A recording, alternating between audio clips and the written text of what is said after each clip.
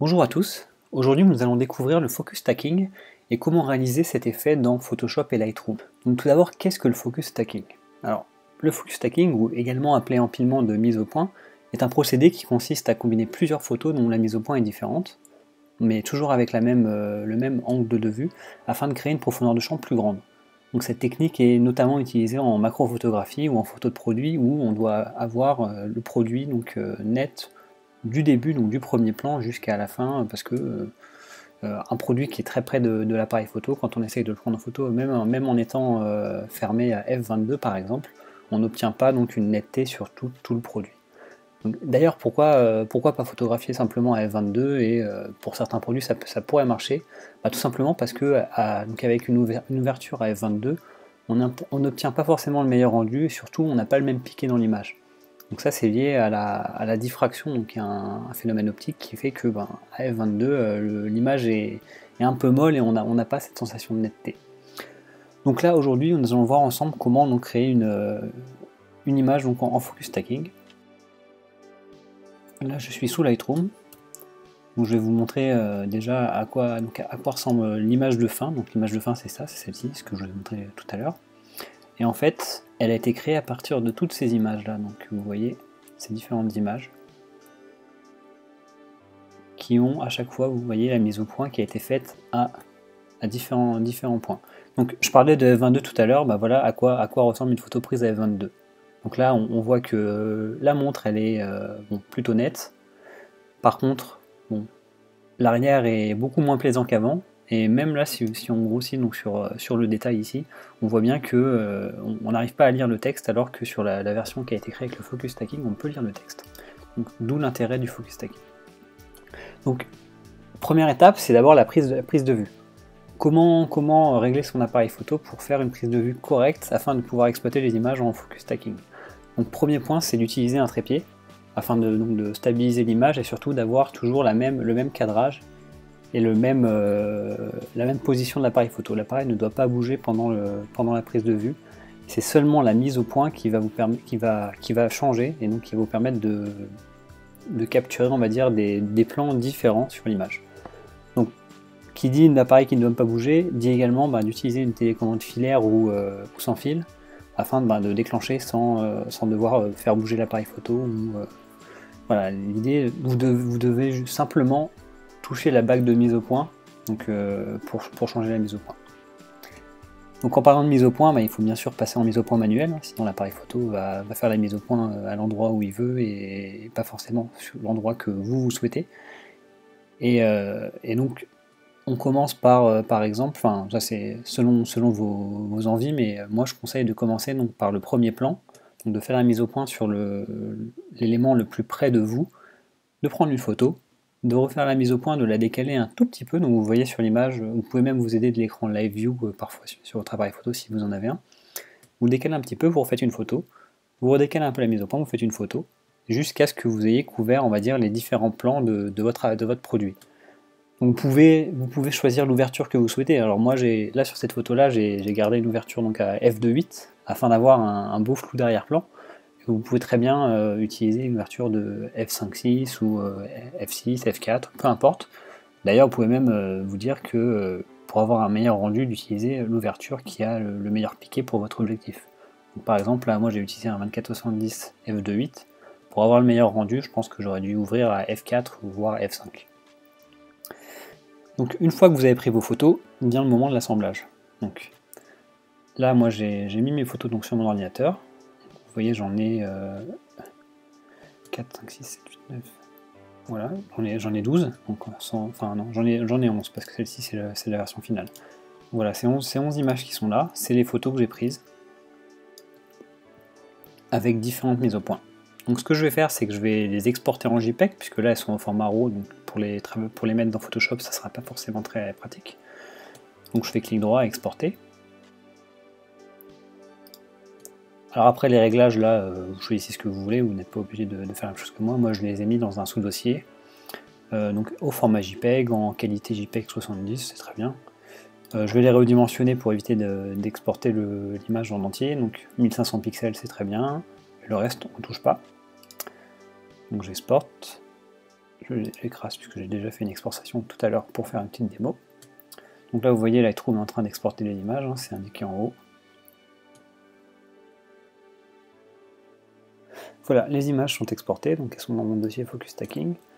Je vérifie, j'ai bien voilà, mes différentes photos avec les mises au point différentes. Alors maintenant, je prends Photoshop, donc ça fonctionne avec n'importe quelle version de Photoshop, je pense, à partir de CS4 ou CS5. Normalement, si je dis pas de bêtises, vous devriez avoir l'option. Vous faites fichier, donc script, chargement des fichiers dans une pile. Donc là, il vous propose donc, de choisir vos fichiers sources. Donc je fais parcourir. Je vais dans mon dossier donc, qui a...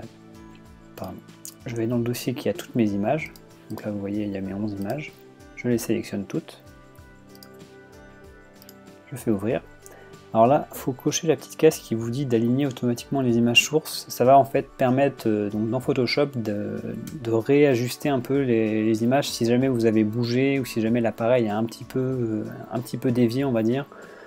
C'est également pratique si jamais vous faites des photos à main levée, puisque bon, là je vous ai demandé d'utiliser un trépied, mais vous pouvez très bien également faire des photos à main levée.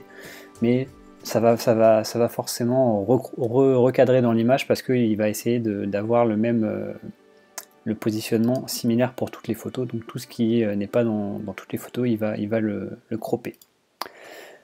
Donc voilà, là il est en train donc de créer mon fichier donc, dans Photoshop avec, comme vous allez voir, chaque image donc, prend la place d'un calque. Donc voilà, on voit bien, là on a 11 calques, avec pour chaque calque la photo correspondante.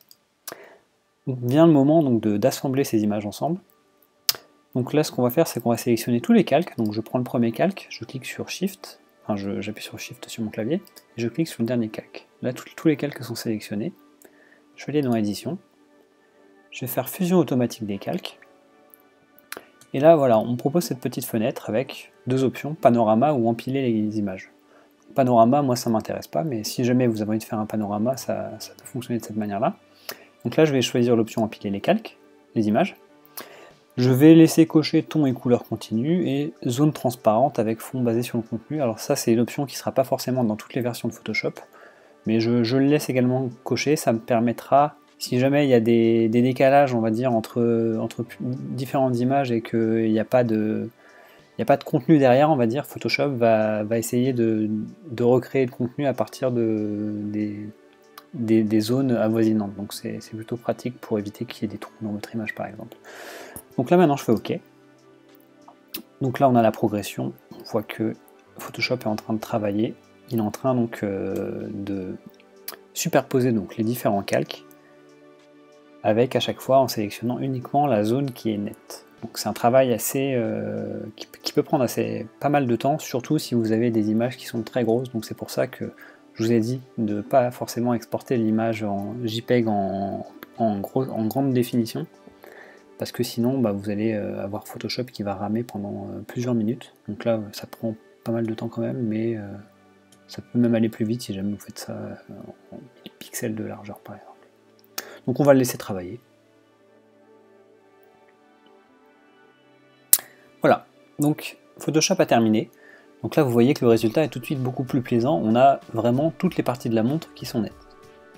Et là quand on regarde les différents calques, on voit donc qu'il a créé un calque fusion, donc ce calque-là, ça correspond en fait à l'ensemble des différents calques qu'il a aplati. Et là, on voit c'est très net, hein, on voit donc sur les masques de calque qu'il y a des sélections qui ont été faites. Donc c'est la partie blanche, je ne sais pas si vous voyez très bien, c'est la partie blanche donc, et noire. Donc le blanc, c'est ce qui a été sélectionné, et le noir, c'est ce qui n'a pas été sélectionné. Donc si on fait donc Alt et on clique sur donc, ce masque, on voit bien là que Photoshop a sélectionné une certaine partie. Je refais la même chose avec les différents calques. Voilà, ce qui est blanc, c'est ce qu'il a conservé.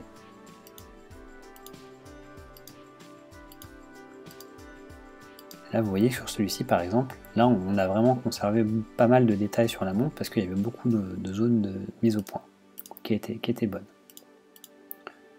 Donc voilà. Là, votre image est terminée.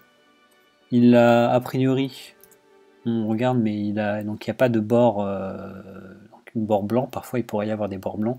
Donc s'il y a des bords blancs, vous recadrez un petit peu et puis vous pouvez enregistrer votre photo. Voilà, le test est terminé. Et donc je vais juste vous remontrer donc un avant-après. Donc ça c'est la photo finale. Et ça c'est les différentes photos donc, qui ont été prises. J'ai pris 11 photos pour ce produit-là, donc pour cette montre. J'aurais très bien pu en faire un peu moins ou un peu plus si j'avais par exemple choisi une ouverture un peu plus grande, donc f5. Enfin un peu plus petite plutôt, je veux dire une profondeur de champ un peu plus grande. F5, là j'aurais pris un peu moins de photos puisque la zone de netteté aurait été un peu meilleure. Voilà, merci de m'avoir suivi et à très bientôt sur Phototrend.